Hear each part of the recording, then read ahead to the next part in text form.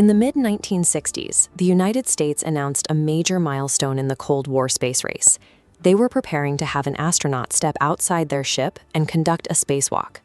To Soviet leadership, letting the Americans get there first was entirely unacceptable. They ordered their chief designer, Sergei Korolev, to move the planned Voskhod 2 spacewalk mission up from 1967 to 1965. This timeline shows the cost of that acceleration. By compressing the schedule and erasing 2 full years from a highly complex aerospace program, engineers had to scrap their safety testing phases. They were stripping away the margin for error and rushing a prototype to the launch pad. To secure a political victory, the Soviet Union strapped cosmonauts Alexei Leonov and Pavel Belyaev into a massive, dangerously untested machine. On March 18, 1965, Alexei Leonov floated into the vacuum of space. The Soviet Union immediately beamed the grainy footage across the globe, claiming a flawless victory. But shortly after those historic images reached the ground, the public live feed was abruptly cut.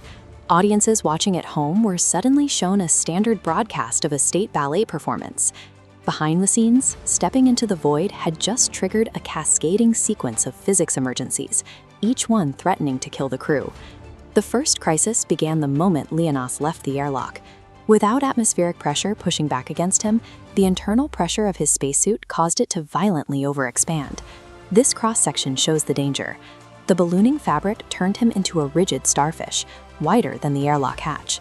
To fit inside, Leonov manually opened a valve, bleeding his own oxygen into space. He shrank the suit, but risked severe hypoxia in the process. He managed to force his way through the hatch before losing consciousness. But that rapid, makeshift pressure change inside the airlock tripped the spacecraft's internal emergency sensors.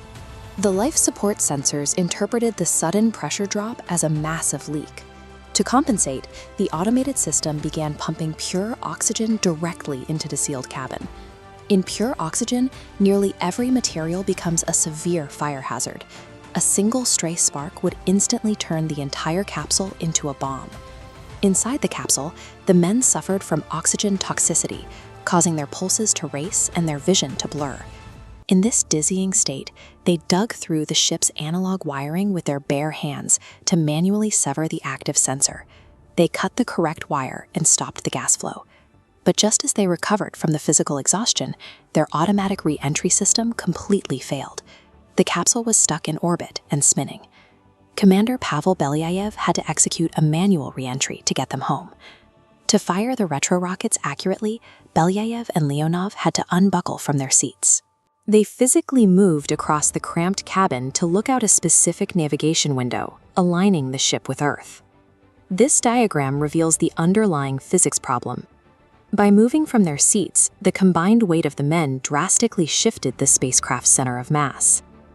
This slight internal shift tilted the capsule's aerodynamic angle, causing them to drastically overshoot their safe target trajectory.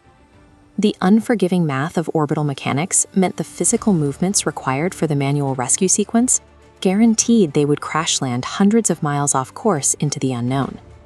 They slammed into the deep snow of the Ural Mountains. They were surrounded by dense, freezing taiga, facing temperatures plunging to -35 degrees Celsius. Back in Moscow, Mission Control lost all radio contact. Assuming the worst, state media quietly prepared obituaries to control the narrative of a lost crew. But Leonov and Belyaev were still alive. Huddled inside the freezing capsule, they relied on pure survival instinct, eventually managing to fire a physical signal flare through the trees to catch the eye of a passing search plane. The multi-million ruble tracking network had gone blind. It was the physical endurance and quick thinking of the men on the ground that secured their rescue. The state celebrated the Voskhod 2 mission with massive parades. The history books recorded it as a flawless technological leap for Soviet engineering. The reality was that the hardware was rushed, fragile, and actively hostile to the people inside it. Every automated system meant to keep them alive either failed entirely or turned into a lethal threat. The metal shell failed them at every turn. The true engineering marvel of the space race was the human being, the ultimate backup system, capable of improvising survival long after the math